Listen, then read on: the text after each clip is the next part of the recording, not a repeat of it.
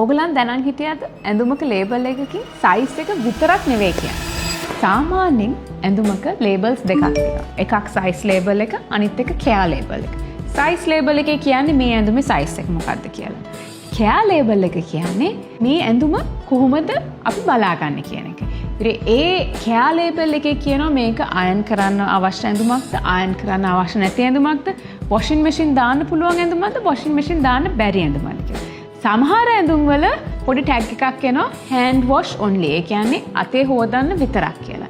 ඉතින් මේ දේවල් ඇත්තටම තියෙන්නේ මේ නිකන් ඇඳුමේ එල්ලෙන ලේබල් එකක් නෙවෙයි. මේ දේවල් වලින් තියෙන තොරතුරු අරගෙන අපිට අපේ ඇඳුම දීර්ඝ කාලයක් පාවිච්චි කරන්න පුළුවන්. ඉතින් ඒක කියනවා නම් අයන් කරන්න එපා කියලා. ඒක කියන්නේ ඒ අයන් එකේ හීට් එකට මේ රෙද්ද ඩැමේජ් වෙන්න පුළුවන් හින්දා. වොෂින් මැෂින් දාන්න එපා කියලා කියන්නේ ඒක දීර්ඝ කාලයක් පවත්වා ගන්න ඕන නම් ඇඳුම hand wash එක තමයි බෙස්ම ඔප්ෂන් එක.